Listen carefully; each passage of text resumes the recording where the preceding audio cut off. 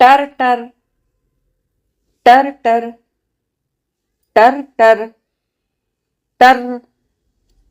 दिवाणखान्यात कोचावर डोळे मिटून विचारमग्न अवस्थेत पडलेल्या मालतीबाईंनी चमकून डोळे उघडले नि उठून त्यांनी फोन घेतला. हॅलो, मी निर्मल बोलतो आहे ताई. कुठून रे? नेत्राच्या घरूनच बोलतो आहेस ना? हो ना.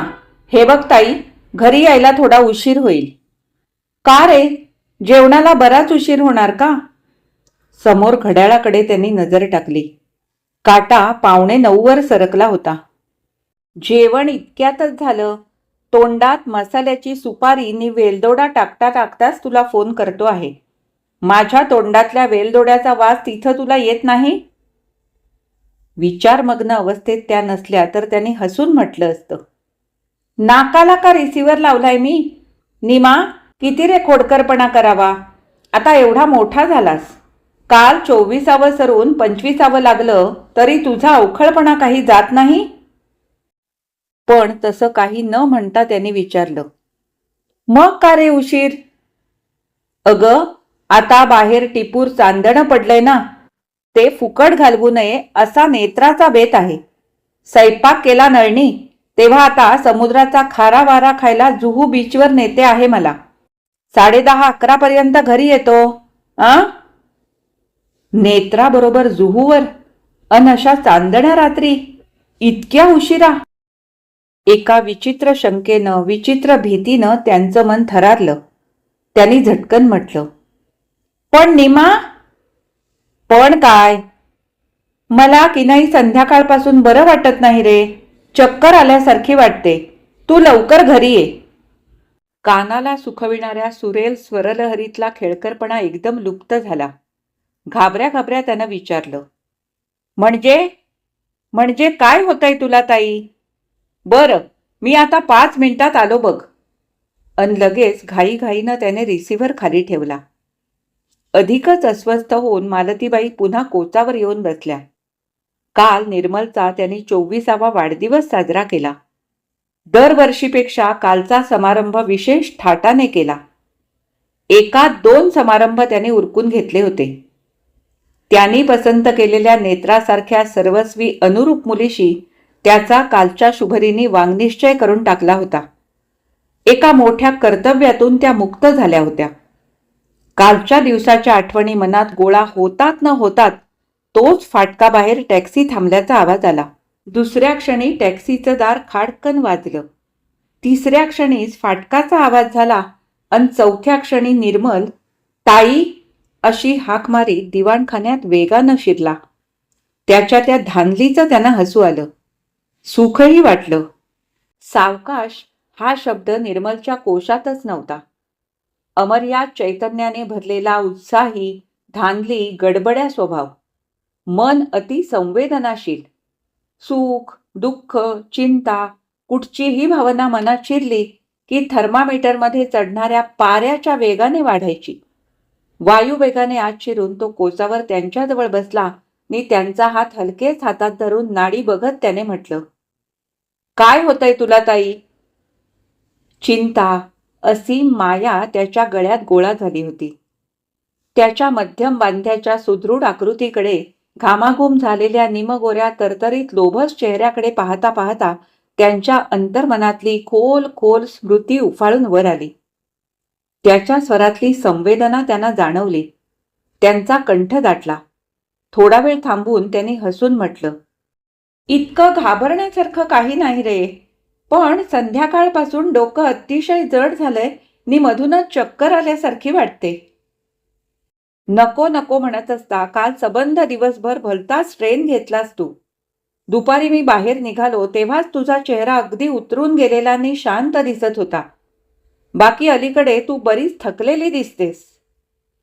नेत्राकडे, आपल्या प्रेयसीकडे जाण्याच्या गडबडीत, आनंदातही त्याचं आपल्याकडे इतकं बारीक लक्ष गेलं हे पाहून त्यांचं चित्त सुखावलं आणि त्या भरात त्यांनी मागे कोचाच्या पाठीवर डोकं टेकलं. त्यांच्या कपाळावर नि मस्तकावर हलकेच हात फिरवीत त्याने विचारलं. सर्पिनाची गोळी घेतलीस का? त्यांनी हसून म्हटलं. तुम्ही डॉक्टर लोक अतिशंकी. आज सकाळीच ब्लड प्रेशर घेतलंस ना तू? नॉर्मल होतं ना? पण वाढायला किती वेळ? आणू गोळी? आता नको, रात्री झोपताना घेईन. तू आलायस ना आता? खूप बरं वाटलं मला. जरा पाणी आणतोस? तो झटकन आत गेला आणि पाण्याचा ग्लास घेऊन आला. त्या उठून बसू लागल्या तसं त्यानं म्हटलं, छे छे, पेशंटने बिलकुल हालचाल करायची नसते. उचललेलं डोकं पुन्हा टेकीत त्यांनी हसून म्हटलं, डॉक्टर का पेशंटला पाणी पाजणार? ग्लास हलकेच त्यांच्या तोंडाशी लावून त्याने हसत म्हटलं, डॉक्टर नव्हे, मुलगा. मुलानेच पाणी पाजायचं असतं ना? पाण्याचा घोट कठीण गोटीसारखा त्यांच्या गळ्यात अडकला. त्याच्या लक्षात येणार नाही अशा तऱ्हेने बाजूला मान वळवून त्यांनी तो महत् प्रयासाने गिळला आणि हसण्याचा प्रयत्न करीत म्हटलं, केव्हाही. थोड्या वेळाने त्यांनी म्हटलं, नीमा, वर गच्चीवर जाऊया का? वर मोकळ्या हवेवर मला जरा बरं वाटेल. गच्चीवर आरामखुर्चीत मागे टेकायला उशा ठेवून त्याने मालतीबाईंना वर नेलं आणि स्वतः वेताची बैठी खुर्ची त्यांच्याजवळ ओढून घेऊन तो बसला. बाहेर टिपूर चांदणं पडलं होतं. खालच्या बगीच्यातल्या विविध फुलांचा मिश्र सुवासाने शांत वातावरण सुगंधी झालं होतं. मधून मधून वाऱ्याच्या सुखद मंद लहरी येत होत्या. तिथं येऊन बसल्यावर त्यांना कितीतरी बरं वाटलं. थोडा वेळ शांत बसल्यावर त्यांनी म्हटलं, नीमा, तुला लवकर बोलावलं म्हणून तुमची दोघांची खूप निराशा झाली असेल. पण त्याने मध्येच म्हटलं, आमच्या निराशेपेक्षा तुझ्या प्रकृतीचं मोल अधिक आहे ताई. ताई, माझं एक सांगितलेलं ऐकशील का तू? त्याच्या गंभीर स्वरावरून त्याला काय सांगायचं आहे हे त्यांनी ओळखलं. अलीकडे मधून मधून ते तो त्यांना सांगत असे. त्यांनी म्हटलं, आता मी करता सबरता झालो तेव्हा तू काही एक काम न करता 24 तास विश्रांती घे, हेच सांगायचं आहे ना तुला? अधिकच गंभीर होत त्याने म्हटलं, ताई, हा चेष्टेचा किंवा दुर्लक्ष करण्याचा विषय नव्हे. आज अनेक वर्षे तू अव्याहत खपते आहेस, अपार कष्ट घेते आहेस, माझ्या सुखासाठी चंदनासारखी झिजते आहेस. मग त्या जगावेगळं काय आहे? जगावेगळं? गेली 24 वर्षे तू प्रत्येक गोष्ट जगावेगळीच करीत आली आहेस. तुला तसं वाटत नसेल, करणाऱ्याला कळत नाही, पण तू माझ्यासाठी जे जे केलंस त्याची जाणीव माझ्या अणुरेणूत भरलेली आहे. अनाथाश्रमातल्या एका अनाथ अर्भकाचं पोटच्या मुलाप्रमाणे लालन पालन करण्यात जिनं आपलं जीवन सर्वस्व ओतलं, त्याला मोठं करताना गुणांनी, उच्च संस्काराने, शिक्षणाने त्याला सुपुत्र बनवण्यासाठी जिथे अपार कष्ट घेतले, केवळ त्याच्यासाठी, त्याच्यावरील प्रेमात दुजाभाव उत्पन्न होऊ नये म्हणून जी आजन्म कुमारिका राहिली, तिने जगावेगळं करायचं काय बाकी ठेवलंय सांग ताई? बोलता बोलता त्याचा स्वर कंपित झाला. आवंढा गिळून त्याने दीर्घ श्वास घेतला. विविध भावनांनी त्याचं हृदय उचंबळून आलं. कितीतरी आठवणी हृदयात दाटल्या, उफाळून बाहेर येऊ लागल्या. ताई, काल मला 25वे वर्ष लागलं. कालचे समारंभ सुखाची परमावधी केलीस. रात्री बिछाण्यावर पडल्या पडल्या गेल्या 24 वर्षातलं जीवन माझ्या नजरेसमोर उभं राहिलं. लहानपणाच्या फोटोंचा अल्बम चाळून पाहावा तशी हृदयात जपून ठेवलेली सारी स्मृतिचित्रे मी पुन्हा पुन्हा पाहू लागलो. अगदी पहिली स्मृती. त्यावेळी मी 4.5-5 वर्षांचा असेन. एक दिवस रात्री तुझी हॉस्पिटलमधून येण्याची वाट बघत मी खिडकीत बसून राहिलो होतो. तुझं पाऊल दारात पडताच तुला बिलगून मी विचारलं, ताई, मी तुझा मुलगा नाही का ग? तू एकदम दचकलीस. मला उचलून घेत म्हटलंस, कुणी सांगितलं तुला हे? शेजारचा राम म्हणतो तू मालुताईचा सख्खा मुलगा नाहीस, काही पाळलेला मुलगा आहेस. मी म्हटलं, मुळीच नाही, मी खराच मुलगा आहे तिचा.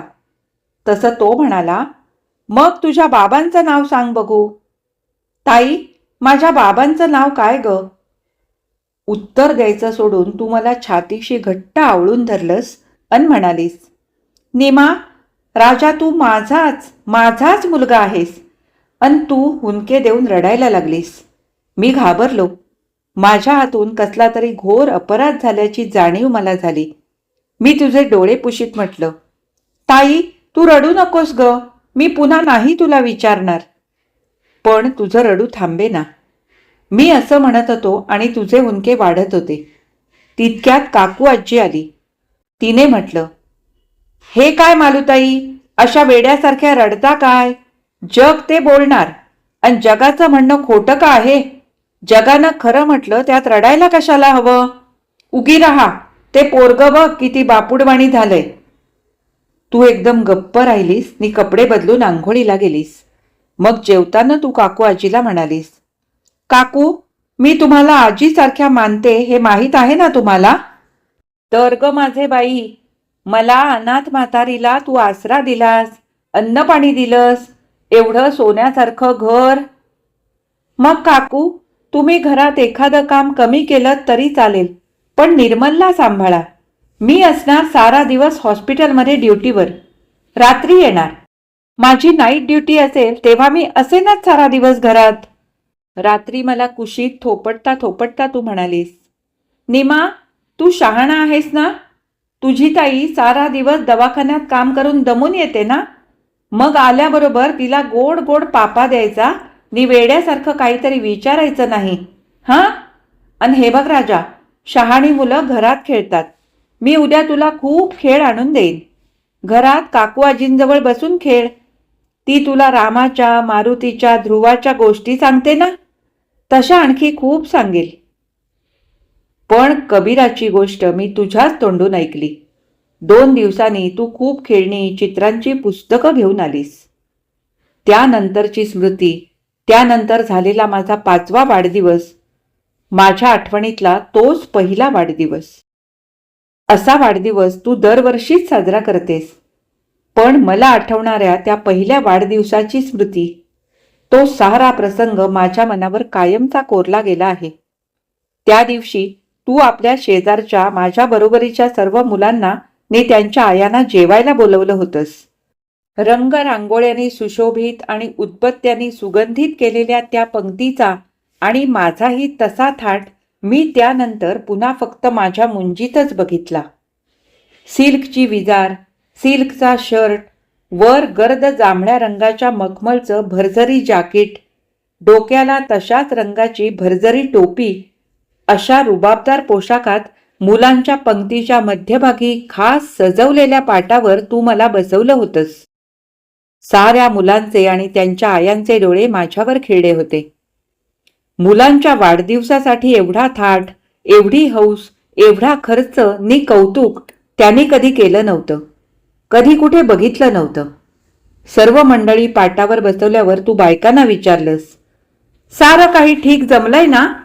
विस्मयातिशयाने मूक बनलेल्या बायका भानावर आल्या. तुझ्यावर स्तुतीसुमने उधळू लागल्या. पोटच्या मुलांचेही एवढं कौतुक कुणी करणार नाही. हा सर्वांचा एक सूर पुन्हा पुन्हा ऐकून, पाळलेला मुलगा वाटत नाही ना आता? एवढं म्हणून तू हसलीस नि मला म्हणाली, निर्मल कुमार, जेवणापूर्वी देवाची प्रार्थना करून श्लोक म्हणायचे असतात ना? हा मग म्हणा बघू, उठा. मी त्याचीच वाट पाहत होतो. तू सकाळी रात्री मला श्लोक गाणी शिकवायचीस, ती दुसऱ्याला म्हणून दाखवायची मला कोण कोण हौस असे. मी चटकन पाटावर उभा राहिलो आणि हात जोडून माझी रेकॉर्ड सुरू केली. त्यावेळी माझ्यावर नजर रोखून चित्रासारखी तटस्थ बसलेली ती पंगत आणि वात्सल्याने अभिमानाने फुललेला तुझा चेहरा, हे सारं दृश्य या क्षणीही माझ्या नजरेसमोर स्पष्ट उभं राहतंय. अगं बाई, एवढं येतंय आमच्या निर्मलला? संस्कृत श्लोक सुद्धा किती धडाधड म्हणतो. आमच्या मंदाला अजून शुभं करोती म्हणता येत नाही. सारा दिवस दवाखान्यात नर्सची नोकरी करता आणि एवढं शिकवता तरी केव्हा त्याला? काकू आजी मध्येच म्हणाली, एवढीच नाही हो, रोज तो देवाची पूजा किती भक्तिभावाने मोठ्या माणसासारखी करतो ते पाहायला या एकदा. अगं बाई, खरं का? मालूताई, रत्न निवडून आणलं हो. तू काही न बोलता नुसती हसत होतीस. जेवणानंतर मुलांना घेऊन माझी खेळणी मांडली होती त्या खोलीत जायला तू मला सांगितलंस. बायकांना घेऊन तू तिथं आलीस. मुलं अधाशासारखी खेळण्यावर तुटून पडली. तू म्हटलंस, मुलांनो, रोज निर्मला बरोबर इथं खेळायला येत जा हा.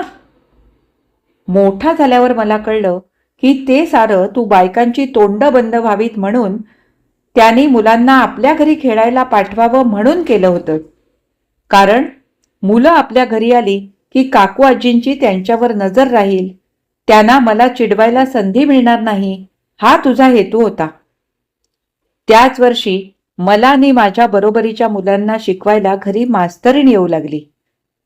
तिसरा प्रसंग, मला 8व्या वर्षी शाळेत पाठवायचा विचार केलास तो. मराठी शाळेचे हेडमास्तर आपल्या गल्लीतच राहत होते. रोज ते आपल्या दारावरून शाळेत जायचे. तूच माझ्या हाती त्यांना निरोप पाठवला होतास. ते आले, तू मला खेळायला जायला सांगितलंस. पण शाळेत जाण्यास मी इतका अधीर झालो होतो की मास्तर तुला काय सांगतात ते ऐकण्याच्या तीव्र इच्छेने मी दाराबाहेर थबकलो. तू म्हणत होतीस, मास्तर, आमच्या निर्मलला तुमच्या शाळेत पाठवायचे आहे. वा, छान, जरूर जरूर, पाठवा ना. तू मृदू स्वरात म्हणालीस, त्याचं नाव घालायचं म्हणजे माझं आडनाव लावलेलं चालेल ना, तेच लावायला हवं. मास्तर मोठ्यांदा हसले. खरंच हा मुद्दा विसरलोच. आडनाव काय लावायचे? गणित चुटकी सरशी सुटले. हे बघा मालतीबाई, तुमचं स्वतःचं आडनाव बदलायचा विचार तुम्ही. मास्तर, तुझा करडा रागीट स्वर माझ्या कानी पडला आणि मी घाबरलो. खुर्चीवरून उठून दाराकडे येत तू म्हणत होतीस, बास करा मास्तर, माझे आडनाव बदलायचा विचार मी करीन तेव्हा तुम्हाला निमंत्रण पत्रिका पाठवीन. तुमच्या शाळेत माझ्या मुलाला पाठवण्याची माझी इच्छा नाही. या, नमस्ते. मास्तर खाली मान घालून बाहेर पडले. तू रागारागाने स्वयंपाकघरात गेलीस आणि म्हणालीस, काकू, त्या मास्तरसाठी चहा केला आहेस ना, देऊन टाक मोलकरणीला. 40शी उलटलेला 4 पोरांचा हा विधुर बाप, वासनेचे तुकडे विड्याबरोबर चगडीत विकारी नजरेने पाहणारा हा हलकट मास्तर शाळेतल्या मुलांवर कसले उच्च संस्कार घडवणार? निमाला मी घरीच शिकवीन. माझी शाळेत जाण्याची इच्छा त्यावेळी अतृप्त राहिली. पण लगेच 6 महिन्यांनी इथं अंधेरीला तू स्वतःचं प्रसूतिगृह काढायचं ठरवलंच नी आपलं ठाणं सोडून इथं आपण अंधेरीला आलो. इथं आल्यावर तुझ्या मनासारखे मास्तर नी शाळा मिळाली. भिडे मास्तरांनी तुला सांगितलेले शब्द माझ्या हृदयात कायमचे कोरले गेले आहेत. ते म्हणाले नव्हते का, मालतीबाई, नावापेक्षा माणसाच्या कर्तृत्वाला अधिक महत्त्व असतं. तुम्ही आई वडील ही दुहेरी जबाबदारी पार पाडत आहात, तेव्हा अर्थात तो तुमचंच आडनाव लावणार हे उघड आहे. चौथा प्रसंग, त्या प्रसंगातली व्यथा. त्यातल्या अतुलनीय स्वार्थ त्यागाची खरी किंमत काल नेत्राबरोबर वांगनिश्चय झाल्यावर, माझं प्रेम सफल झाल्यावर कळली. ताई, माफ कर, पण हा प्रसंग सांगितल्याशिवाय माझ्याने आज राहावत नाही. त्या वर्षी इंग्लिश 5वीत होतो मी. मधुकर कुलकर्णीच्या बहिणीची डिलिव्हरी तुझ्या प्रसूतिगृहात झाली.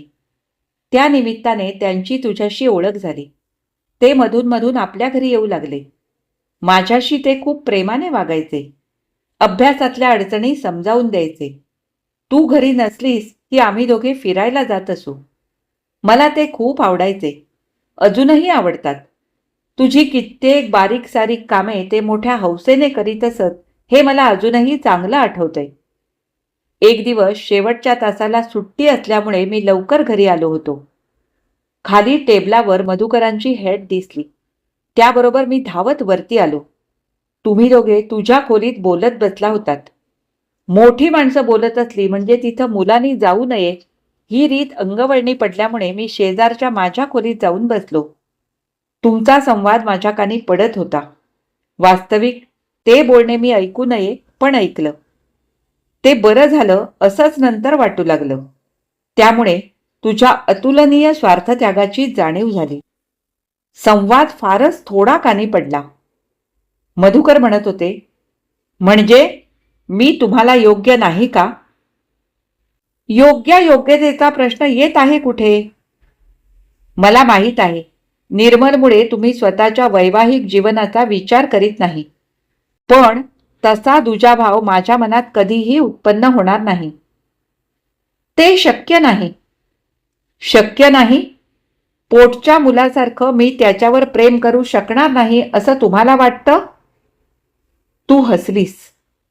हो, पण त्यात अस्वाभाविक असं काहीच नाही. मधुकरनी चिडून म्हटलं. तुम्ही त्याच्यावर असीम प्रेम करता, आपलं जीवन सर्वस्व ओतता, तर त्याने तरी तुमच्या उदरी जन्म घेतला आहे का? की हृदय काय ते तुम्हालाच? वात्सल्यभार काय तो तुमच्या हृदयात उत्पन्न होऊ शकतो नि मी फत्तर आहे? मधुकर, तुमचं माझ्यावर प्रेम आहे ना? तुझा स्वर मृदू होता की कठोर होता कळेना. मालू, मी तुला देवी मानतो. देवी मानू नका, फक्त हाडा मांसाची स्त्री माना. ही भलतीच अभिलाषा तुम्हाला बदलता येत नसेल तर एकमेकांचा आपण इथंच निरोप घेतलेला बरा. भावाचं स्वागत मी केव्हाही करेन. त्यापुढील सारं आयुष्य माझ्यासाठी तू खर्ची घातलंस. माझं कोड कौतुक पुरवण्यात, मला शिक्षण देण्यात खर्चाची तमा बाळगली नाहीस. कष्ट करण्यात आपल्या शरीराचा, प्रकृतीचा कधी विचार केला नाहीस. मी MBBS झालो.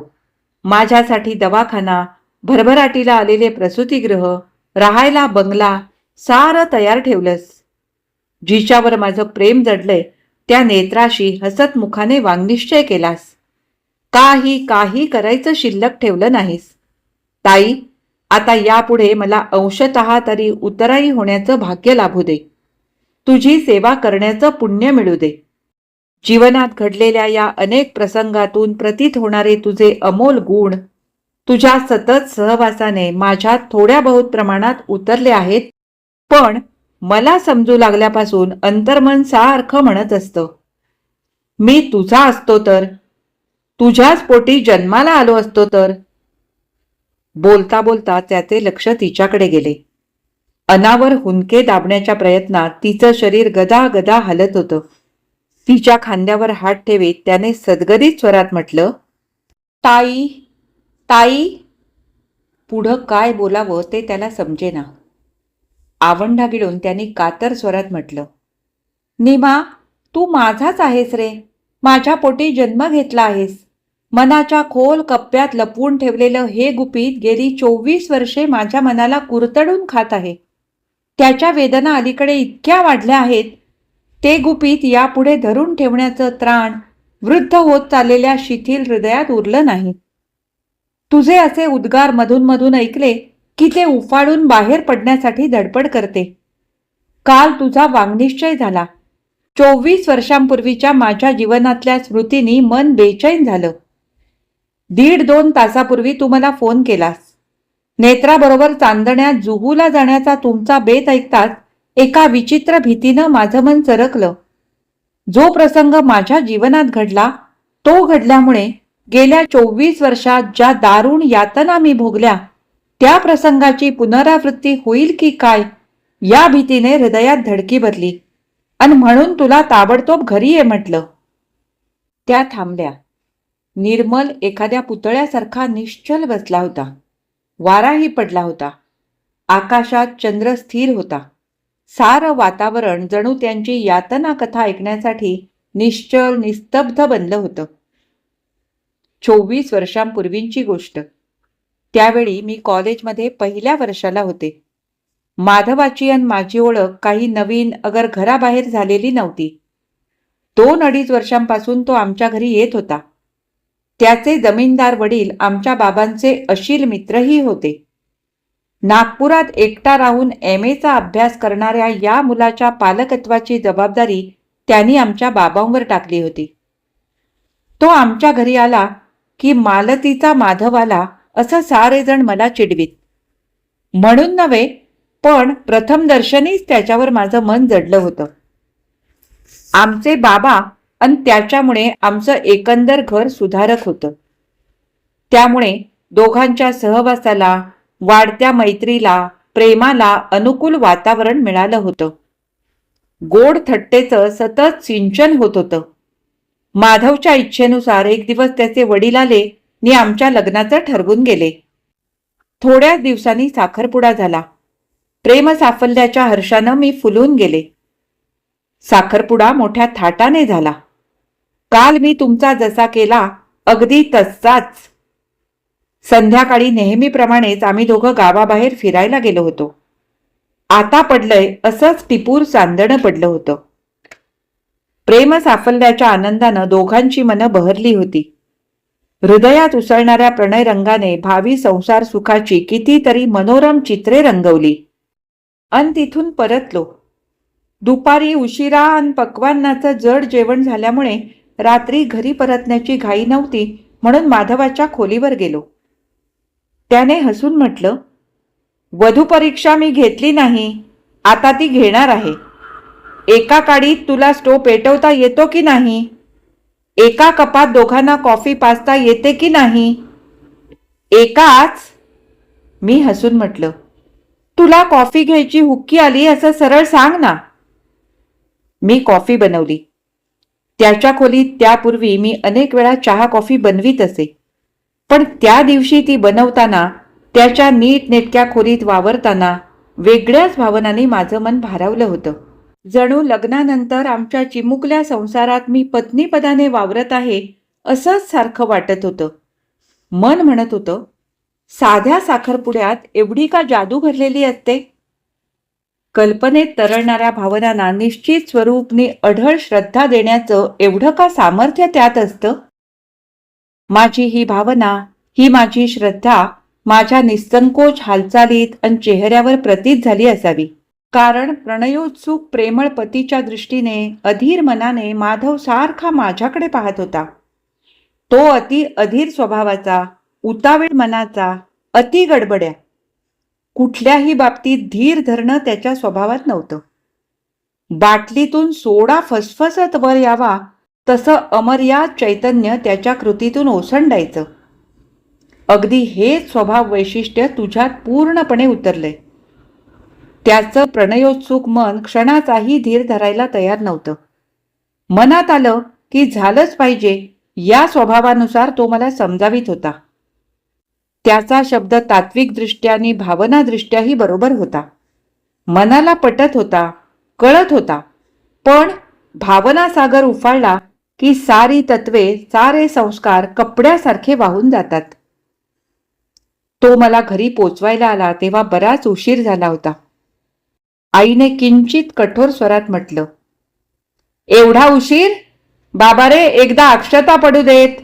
अक्षता पडल्यावर मग काय वाटेल ते करा. त्याने माझ्याकडे मिस्किलपणे पाहिले नि तो निघून गेला. दुसरे दिवशी मुहूर्ताची तारीख निश्चित करण्यासाठी तो आपल्या गावी गेला. कसला मुहूर्त नि कसलं लग्न. चौथ्या दिवशी पत्र आलं, मित्रांबरोबर नदीत पोहायला गेला असता बुडाला. एवढा अट्टल पोहणारा, पण माझ्या कपाळी विधात्याने विचित्र कथा कोरलेली होती ना. मी दुःखात बुडाले. दिवस जाऊ लागले तसं भलत्या चिंतेनं मला ग्रासलं. वाढत्या चिंतेपुढे दुःख आटलं. आईला सांगितलं तर ती चिंतामुक्त होण्याचा कुठला मार्ग स्वीकारील हे मला स्पष्ट दिसत होतं. तिने तरी बिचाऱ्याने दुसरा कुठचा मार्ग सुचवावा. पण तो मार्ग, ती कल्पनाच मला सहन होईना. हृदयात रुजलेली पत्नीपदाची श्रद्धा जाईना. किती विचित्र परिस्थितीत मी सापडले होते. स्वातीबिंदू शिंपल्यात पडला तर त्याचं मोती होतं. पण तोच बिंदू तप्त लोखंडाच्या तुकड्यावर पडला तर असह्य यातना भोगीत त्याला नष्ट व्हावं लागतं. प्रेमाचंही तसं आहे. प्रेमाविष्काराला विवाहाचा सुरक्षित शिंपला लाभला तर त्याला पावित्र्याचं तेज चढतं. पण दुर्दैवानं तसं घडलं नाही तर त्याच्यावर पापाची काजळी, निंदेची आच.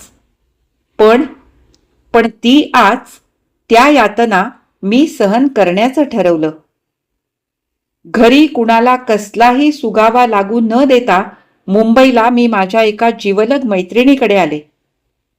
घराण्याच्या अब्रूला धक्का न लावता प्रिय माधवची ती अमोल आठवण मला जतन करून ठेवायची होती, पण त्यावर पापाची काजळी पडू द्यायची नव्हती. त्या दृष्टीने मी व माझी ती जिवलग विश्वासू मैत्रीण आम्ही मार्ग शोधू लागलो. मला विचारलेल्या हिस्ट्रीत डॉक्टर लोकांचा भलताच इतिहास दिसू लागे. सहृदयता दाखवण्यासाठी आपल्या धंद्याची सीमारेषा ओलांडण्याला कुठचाच डॉक्टर तयार होईना. शेवटी एक स्त्री हृदय विरघळले. देवरूप भेटलेल्या त्या लेडी डॉक्टरनी जो मार्ग सुचवला तो अमोल मोलाचा वाटला. त्यांच्याच प्रसूतिगृहात सुटका झाली. पुढच्या भविष्यावर नजर ठेवून क्षणिक काल मन कठोर करून मुलाला थोडे दिवस मी अनाथाश्रमात ठेवलं. लगेच 3 महिन्यांनी मुलाची आवड म्हणून अनाथाश्रमातला एक अनाथ मुलगा पाळण्यासाठी नेते अशा बतावणीचे निंदेला अभेद्य असं कठीण कवच त्याच्या भोवती घालून माझा अमोल ठेवा मी घरी आणला. अब्रूसाठी, निंदा टाळण्यासाठी जे अस्त्र मी समाजावर फेकलं तेच माझ्या परतून जिव्हारी बसलं. तू माझा असून उघडपणे माझा म्हणता येत नाही. गेली 24 वर्षे काचेची पारदर्शक भिंत दोघांच्या मध्ये उभी आहे. दिसत नाही, वाटत नाही, पण माझ्या हृदयाला क्षणोक्षणी जाणवते. गेली 2 तपे या यातना मी रात्रंदिवस भोगते आहे.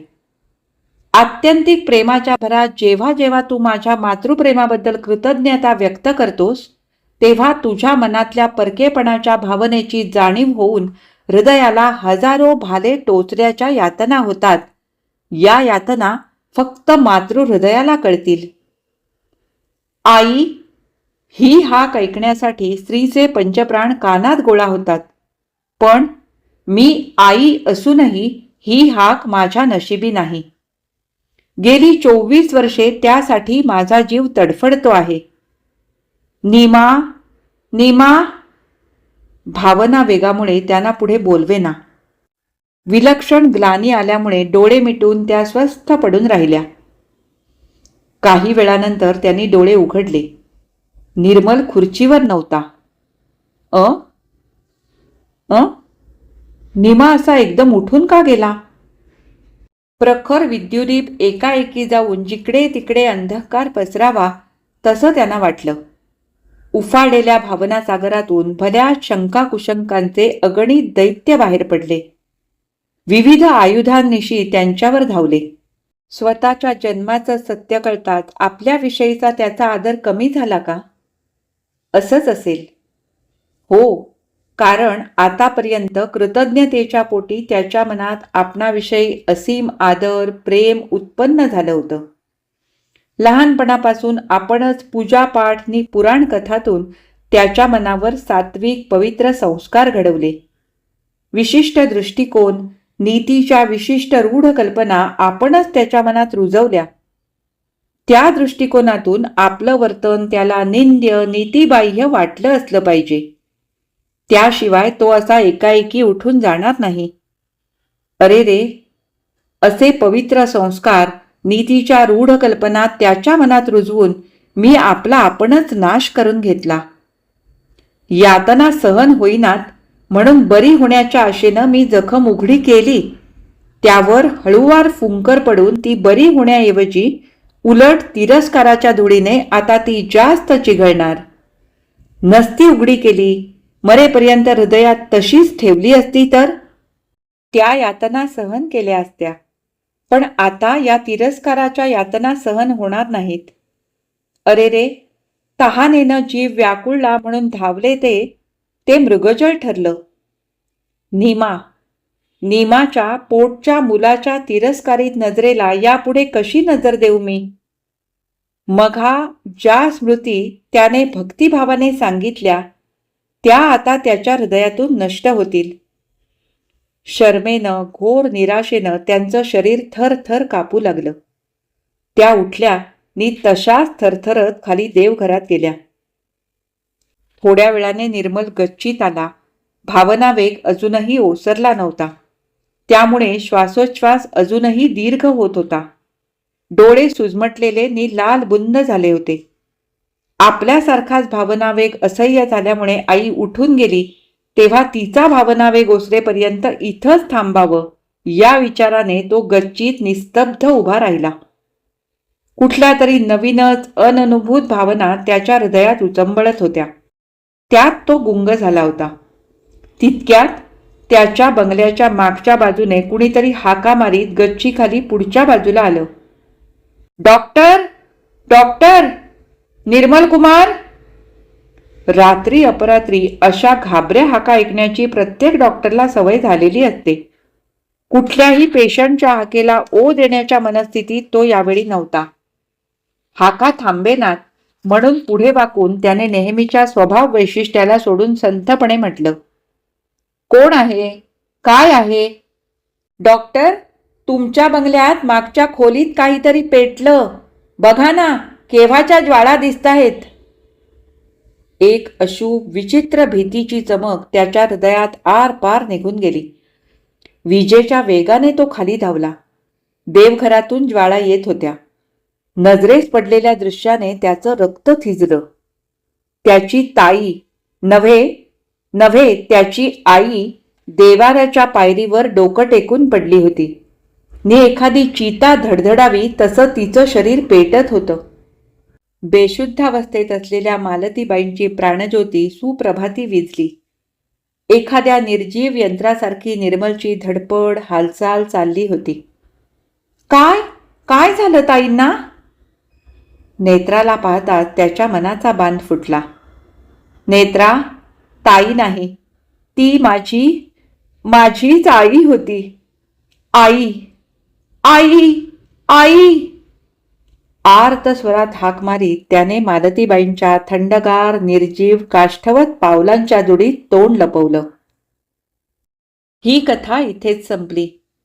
आज मी वाचलेली डॉक्टर सुमती क्षेत्रमाडे यांची तू माझाच आहेस ही कथा तुम्हाला कशी वाटली हे मला कमेंट करून अवश्य कळवा. आवडली असेल तर लाईक करा, जास्तीत जास्त शेअर करा आणि जर तुम्ही माझ्या चॅनलवर नवीन असाल तर चॅनलला सबस्क्राईब करून सोबतचं बेल आयकॉन दाबायला अजिबात विसरू नका. आता आपण पुन्हा भेटू अशाच एखाद्या छानशा कथा वाचनासाठी. तोपर्यंत मी तुमचा निरोप घेते. धन्यवाद.